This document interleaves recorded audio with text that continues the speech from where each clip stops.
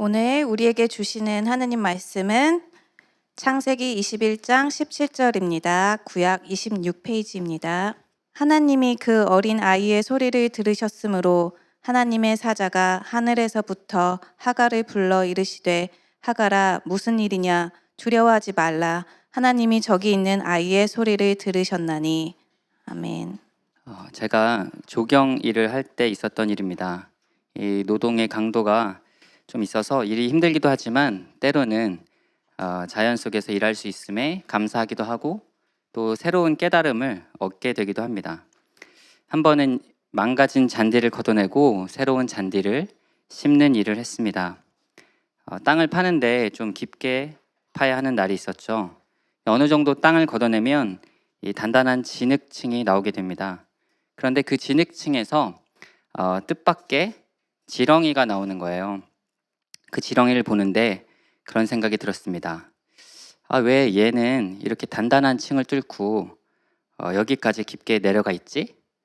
이 지렁이라는 존재는 왜 존재해야 할까라는 생각을 한 것이죠. 그런데 어디 지렁이뿐이겠어요? 땅속 세계에는 엄청나게 다양한 곤충들, 생물들이 존재하고 있는 것이었죠. 그 존재의 의미를 우리가 어떻게 다 알겠어요? 다 이해할 수 없죠. 그런 생각을 하는 동시에 사람들에게는 누군가에게는 이 벌레가 의미가 없을 수 있겠지만 하나님에게는 이 지렁이마저도 의미가 있겠지? 그분이 창조하신 아름다운 세계라는 생각을 하게 되었습니다. 곤충 이 벌레 얘기가 나와서 하나만 더 해볼게요. 혹시 성도님들 황가람이라는 사람의 나는 반딧불이라는 노래 혹시 아시나요? 아시는군요. 네. 가요긴 하지만 제가 조금 한번 불러보겠습니다. 갑자기 첫음이 중요한데. 나는 내가 빛나는 별인 줄 알았어요. 한 번도 의심한 적 없었죠. 몰랐어요. 난 내가 벌레라는 것을. 그래도 괜찮아. 난 눈부시니까. 네, 이런 노래입니다. 이 가사의 내용을 보면 나는 별인 줄 알고 살았는데 사실은 아무것도 아니고 그냥 벌레였다는 거예요. 근데 그래도 괜찮아. 나는 눈부시니까. 이런 그렇게 나는 빛이 나는 개똥벌레였다라고 하는 것입니다. 성경을 보면 별과 같이 눈부신 이름을 가진 사람들이 등장합니다. 아브라함, 이삭, 야곱, 모세, 다윗, 엘리야, 베드로, 바울 등등의 사람들이요. 그런데 그거 아십니까? 별과 같은 이름을 가진 사람은 정말 극소수였다는 것이죠. 물론 우리는 때로는 아브라함도 될 수 있고 다윗도 될 수 있고 베드로와 같은 별처럼 빛나는 사람이 될 수 있지만 대부분의 다른 사람들은 세상에 존재하는지도 모른 채 많은 사람들에게 이름도 기억되지 못한 채 이 땅을 살다가 가게 됩니다. 마치 깊은 땅 속의 지렁이처럼 존재감 없이 말이죠. 하지만 하나님 편에선 어떨까요? 하나님 편에선 그 한 사람 한 사람이 어떻게 다가올까요? 그 모두가 그분께는 예수님의 목숨만큼 사랑하는 사람, 하나님의 형상과 하나님의 스토리를 가지고 있는 천사보다도 아름다운 존재로 그분께 다가오지 않을까요? 오늘 우리가 본문의 말씀 속에 보았던 하갈, 그녀는 어떤 사람일까요? 성도 여러분, 하갈을 기억하십니까? 어쩌면 어떤 분은 그런 사람이 있었어? 아니면 이름은 들어봤는데 누구였지? 야곱의 부인이었나? 이러면서 잘 모르거나 기억하기 힘든 사람일 수 있습니다. 신약의 바울은 갈라디아서에서 율법 아래 난 자들과 은혜 아래 난 자들을 비교하며 설명할 때 하갈과 사라를 대조해 놓고 설명합니다. 우리 갈라디아서 4장 22절 우리 한 목소리로 읽어볼까요? 시작. 기록된 바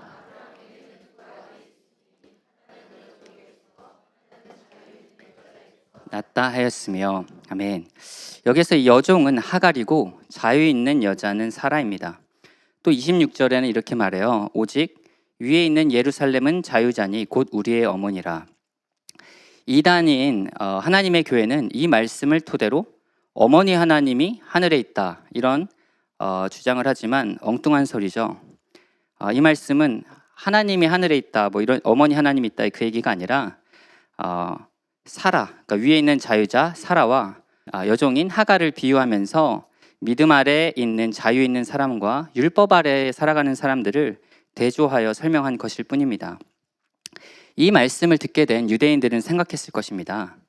그렇지, 우리의 조상, 우리의 어머니는 사라인데 우리가 하갈처럼 율법 아래 놓여 살면 안 되지라고 생각했을 것입니다.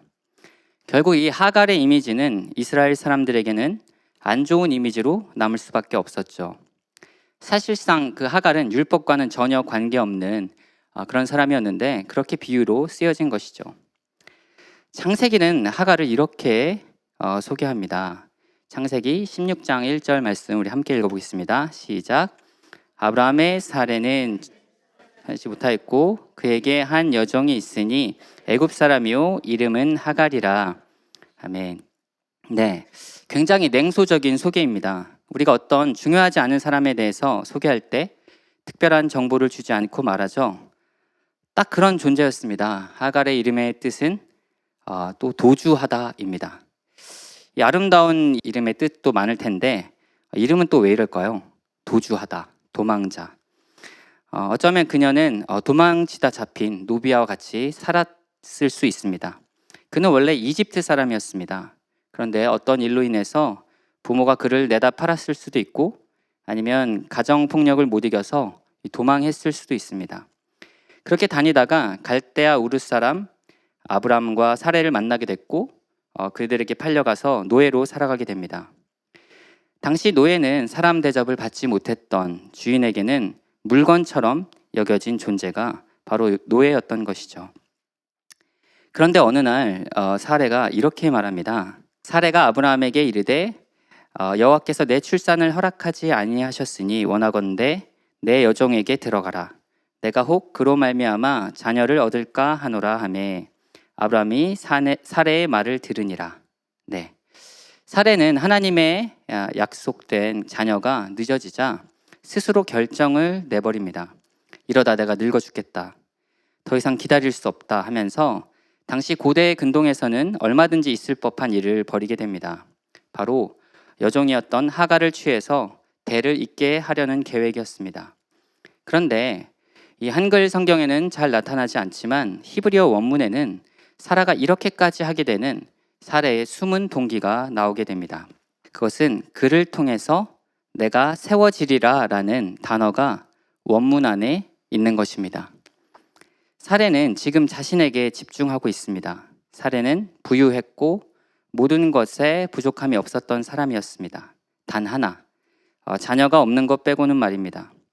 그래서 그녀는 하갈을 통해서 자녀를 얻어서 자신의 정체성과 지위를 확보하려고 했던 것입니다. 자녀만 생기면 자신은 남부럽지 않게 나답게 살 수 있을 것이라 생각했던 것입니다. 그러나 이러한 사례의 생각은 하나님의 계획과 뜻을 벗어난 일이었습니다. 우리 3절 말씀 상반절을 우리 함께 읽어보겠습니다. 아브라함의 아내 사레가 그 여종 애굽 사람 하갈을 데려다가 그 남편 아브라함에게 첩으로 준 때는, 네, 놀랍게도 여기서 나타난 take and give라는 어구는 창세기 3장에 인간이 처음으로 범죄했을 때에 그 어구와 동일하다는 것입니다. 이 사레가 하갈을 데려다가 아브라함에게 첩으로 주었다라고 하는 것은 하와가 선악과를 따서 아담에게 주었다라고 하는 take and give, 똑같은 어구를 사용했던 것입니다. 결국 성경이 이것을 통해서 말하려는 바가 있는 것이죠. 그게 뭘까요? 사레는 하와처럼 하나님을 믿지 못하고 자기 스스로가 선택을 해서 자기 자신을 위한 삶을 이어나가려 했다는 것입니다. 이렇게 보면 사레의 죄의 모습, 죄의 결과 속에 이 하갈이라는 사람이 있었다는 것이죠. 하갈은 하나님의 약속과 무관한 철저하게 하나님의 구원의 역사 밖에 있었던 사람이었고 뜻 밖의 사람, 이방인, 외인이었던 것입니다. 이제는 좀 더 관점을 바꿔서 하갈의 입장을 한번 살펴보겠습니다. 노예 하갈은 주인이 자신을 선택해서 자신의 아이를 갖게 되었습니다. 모르긴 몰라도 자녀를 갖게 된 하갈의 대우는 분명 달라졌을 것입니다. 이전에 먹을 수 없었던 음식을 먹게 되었고 잠자리도 좋아졌을 것입니다. 하갈은 처음으로 인간 대접을 받게 된 것이죠. 그러자 노예로서는 하지 말아야 했던 생각을 하게 됩니다. 엄마가 된 노예 하갈, 그녀는 처음으로 꿈을 꾸게 됩니다. 나도 사람답게 살 수 있지 않을까? 나도 나답게 살 수 있지 않을까 생각했던 것입니다. 이 자녀에 대한 기대뿐만 아니라 사람답게 살 수 있다는 기대가 그녀에게 있었던 것이었죠. 그러나 그것이 그에게 좋지 못한 결과를 가져옵니다. 우리 4절 말씀 함께 읽어볼까요? 아브라함이 하갈과 동침하였더니 하갈이 임신함에 그가 자기의 임신함을 알고 그의 여주인을 멸시한지라. 네, 히브리어 원문에는요, 여기에 그녀의 눈으로라는 말이 언급되어 있습니다. 누구의 눈으로라고 하는 이 단어는요, 시각, 관점을 의미합니다. 이 임신한 하갈에게는 이전에 가질 수 없었던 시각이 새롭게 생기게 됩니다. 자기의 관점으로 세상을 보고 생각하게 된 것이었습니다. 그러나 그녀가 눈을 뜨게 된 결과는 참혹했습니다. 주인 사라에게 상상하기 어려운 학대를 받게 된 것입니다. 사라의 입장에서 보면 그녀에게도 예상치 못했던 일이 일어난 것이죠. 안 그래도 사라는 하갈을 보면서 얼마나 배가 아프고 약이 올랐겠어요? 자기는 아무리 노력해도 아이를 갖지 못했는데, 그런데 자신의 여종인 하갈이 자신을 아이를 가졌고 쉽게 가졌고 자신을 멸시했다는 것입니다. 하갈이 그냥 좋은 눈으로 사라를 쳐다보고 밝게 웃기만 해도 네가 지금 나를 보고 비웃어? 뭐 이렇게 말할 수 있는 상황인데 자신의 주인을 멸시했으니 아브라함에게 쪼르르 달려가서 화를 내었고 하갈을 향한 도를 넘는 심한 학대를 하게 됩니다. 사람을 가장 힘들게 하는 것이 바로 관계입니다. 아무리 먹을 것, 산의 진미가 있어도 나를 불편하게 하는 관계가 있으면 입맛이 싹 사라지죠. 누군가가 나를 학대하고 미워하면 밤에 잠도 잘 안 와요.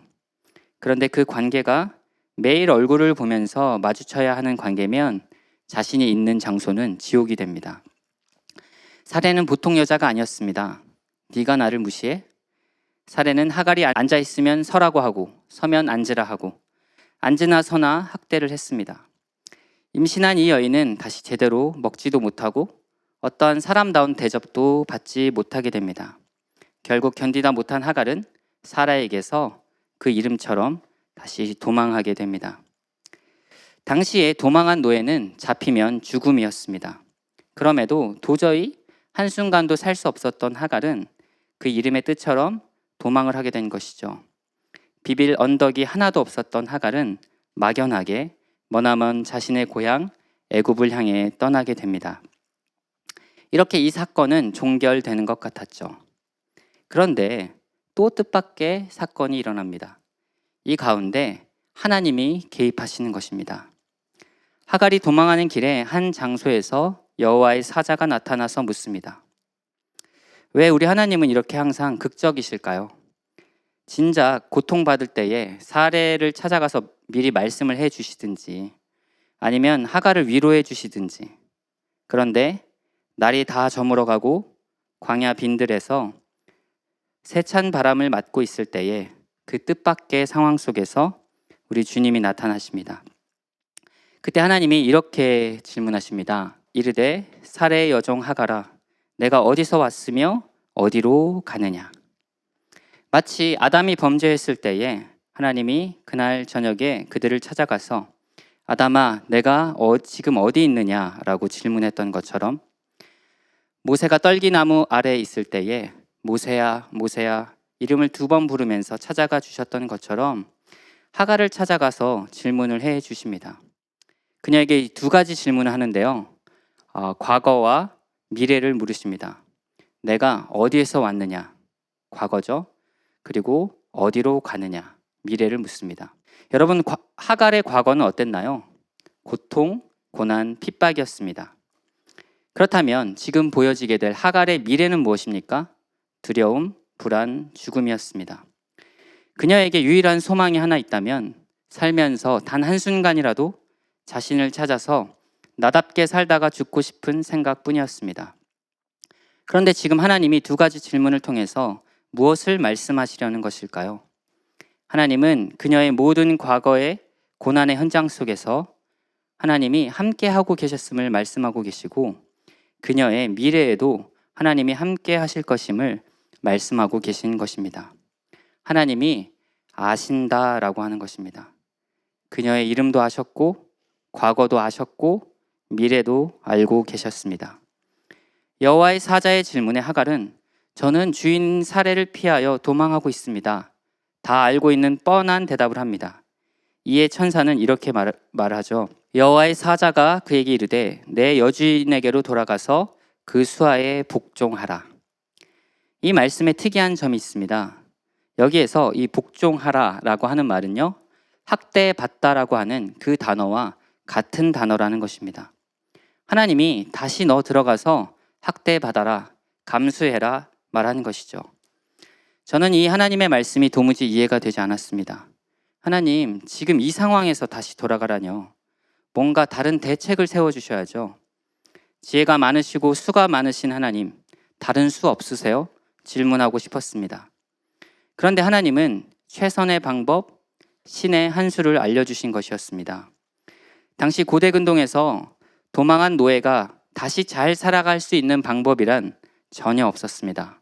게다가 임신한 채로 먼 미래는커녕 당장 하루를 살고 목숨을 연명하는 것이 어려웠을 것입니다. 그래서 하나님은 그녀의 생명을 살리기 위한 최선의 방법을 안내하신 것입니다. 하나님의 배려였던 것이죠. 지금 이 순간 그녀를 가장 아끼고 불쌍히 여기셨던 분은 하나님이셨습니다. 그리고 10절에 아주 귀한 약속을 해 주십니다. 우리 함께 읽어보겠습니다. 여호와의 사자가 또 그에게 이르되 내가 내 씨를 크게 번성하여 그 수가 많아 셀 수 없게 하리라. 아멘. 정말 놀랍게도 하나님은 아브라함에게 했던 축복을 노예 하갈에게 동일하게 하시면서 내 씨를 번성하게 하여 셀 수 없게 하겠다. 이 번성의 약속을 해 주십니다. 믿음의 조상 아브라함에게 했던 그 축복을 동일하게 지금 여종 하갈에게 해 준 것은요, 마치 그녀를 믿음의 조상처럼 여기셨나? 이러한 생각을 불러일으킬 정도입니다. 그리고 11절에 이러한 말씀을 또 해 주십니다. 같이 읽어볼까요?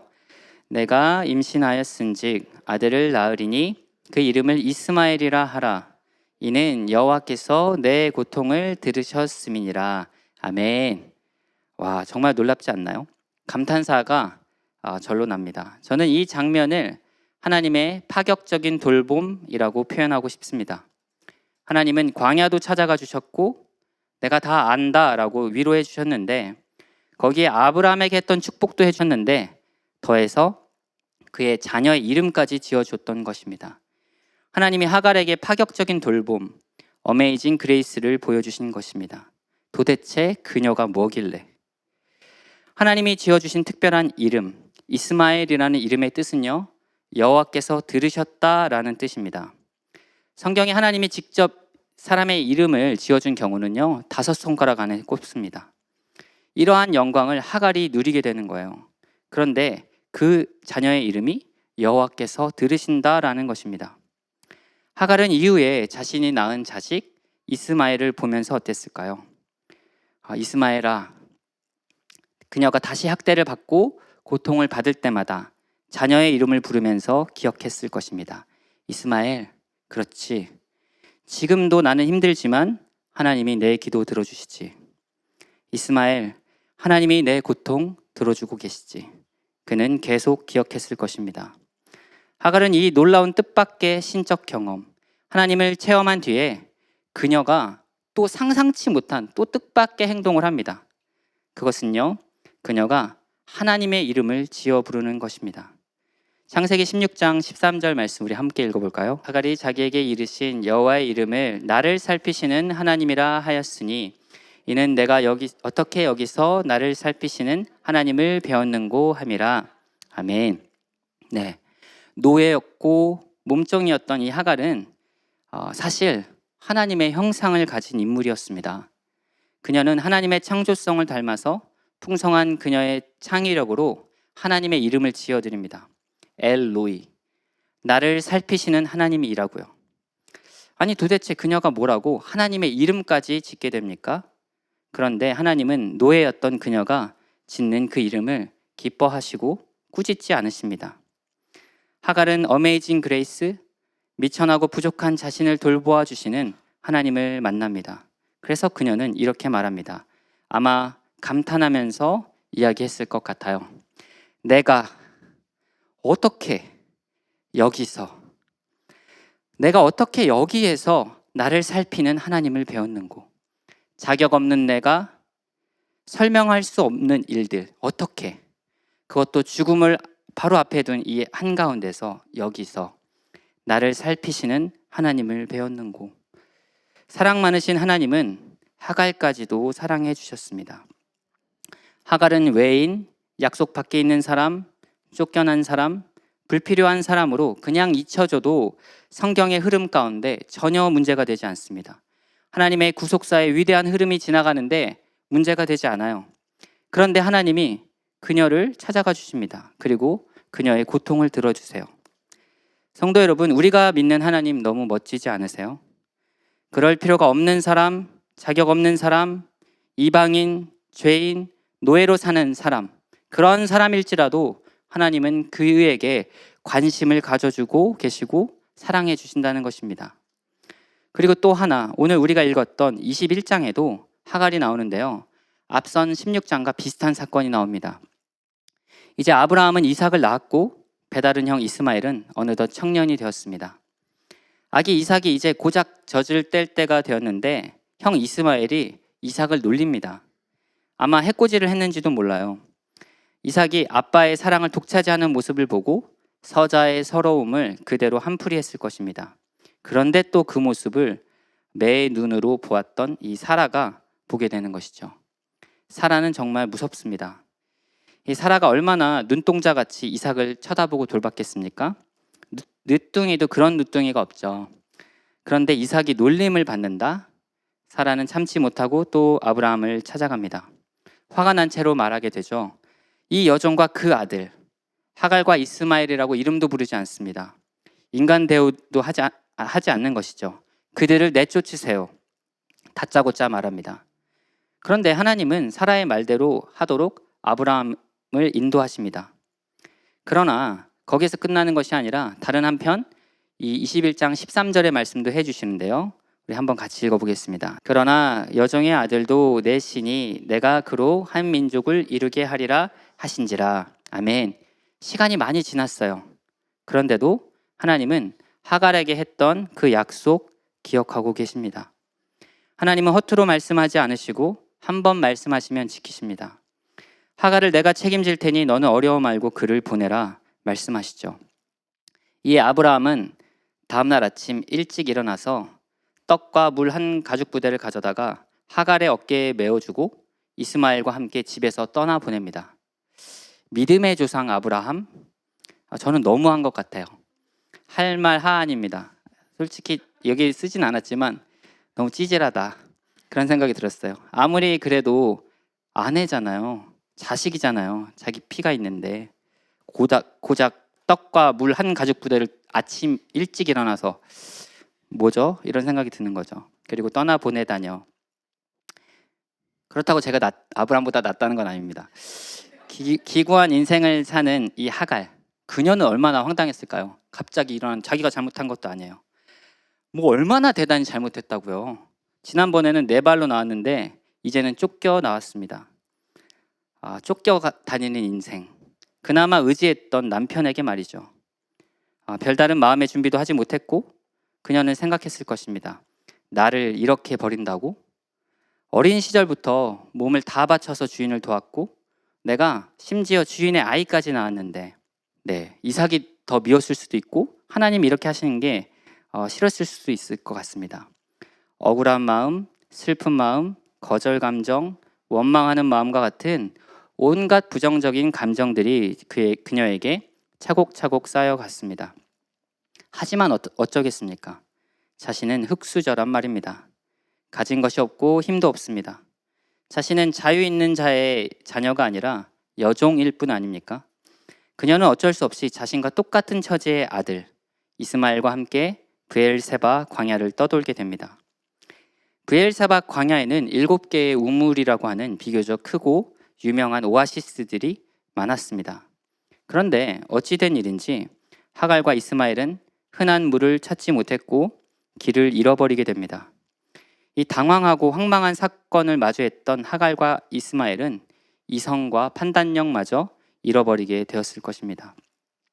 그리고 아주 절망적인 상황이 그들에게 찾아오는데 시한폭탄의 초시계처럼 가죽 부대의 물이 점점 떨어지는 것입니다.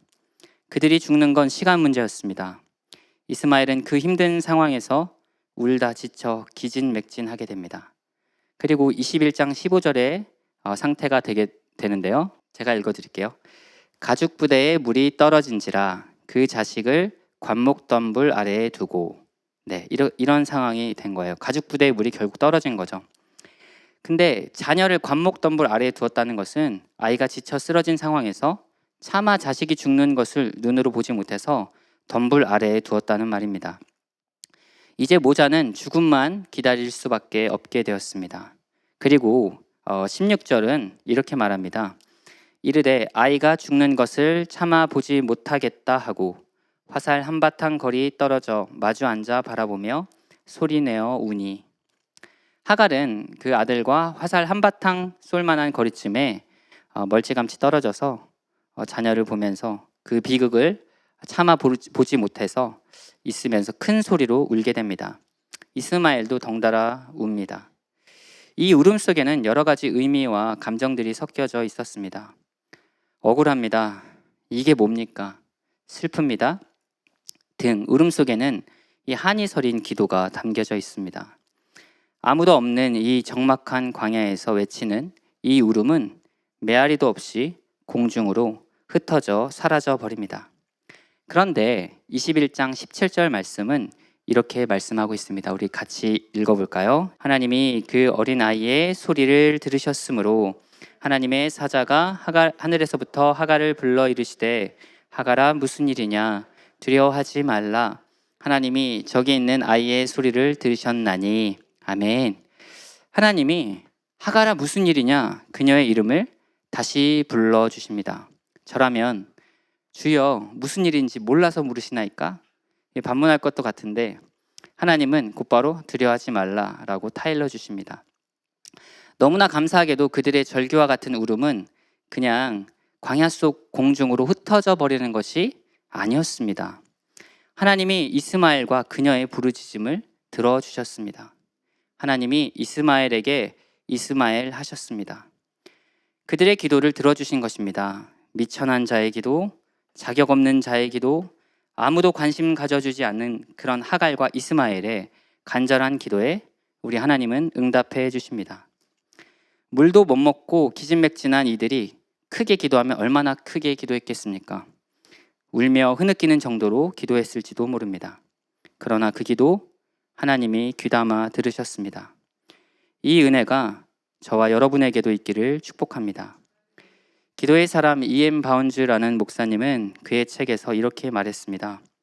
우리가 이 땅에서 적은 소리로 기도할지라도 천국에서는 그 기도가 하늘을 울리며 천둥과 같은 소리로 하나님께 들려진다. 우리의 소리에 하나님이 귀 기울여 주시는데 천둥 같은 소리로 우리의 기도를 들어주시는 것입니다. 여러분, 사랑 많으신 예수님의 잃어버린 양 비유를 기억하십니까?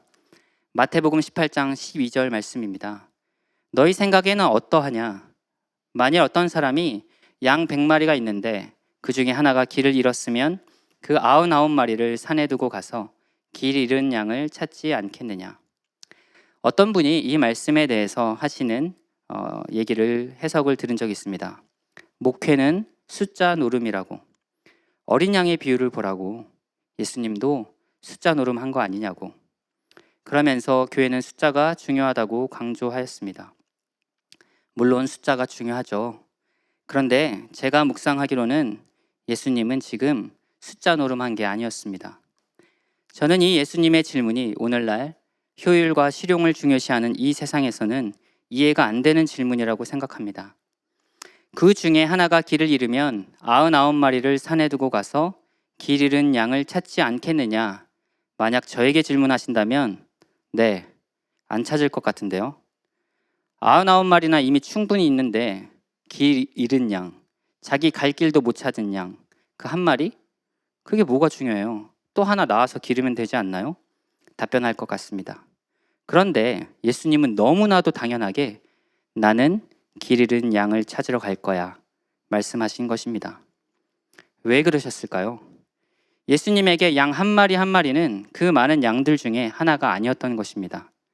예수님에게 그 양 한 마리는 그분에게 있어서 그 한 마리 한 마리가 전부였기 때문에 그분은 당연하게도 그 양들을 찾아 나가시는 것이었습니다.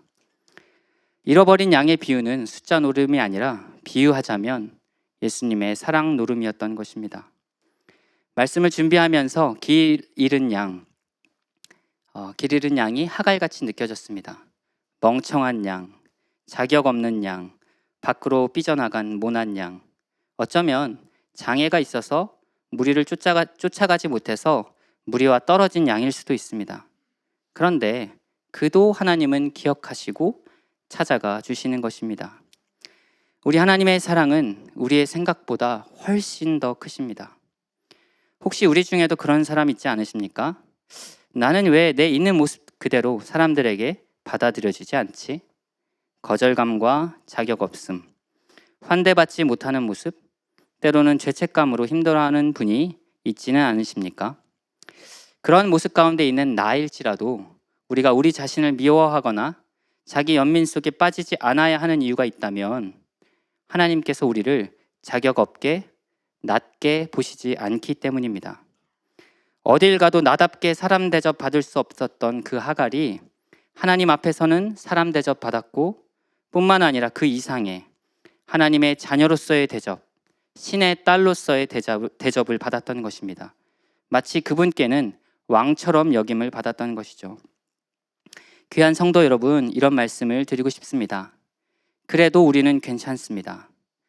다른 사람이 다 받아주지 못해도, 사람들이 이해해주지 못해도, 때론 우리의 선택이 서툴러서 우리의 인생이 돌아가야 할 때도 생기게 됩니다. 그래도 괜찮습니다. 우리가 믿는 하나님은 뜻 밖에 생겨나는 일들도 그분의 뜻 안으로 바꾸시는 전능하신 하나님이시기 때문입니다. 말씀을 준비하면서 예전 개그 콘서트에 깐죽거리 잔혹사라는 프로그램이 있었는데요. 거기에 나오는 한 유행어가 생각났습니다.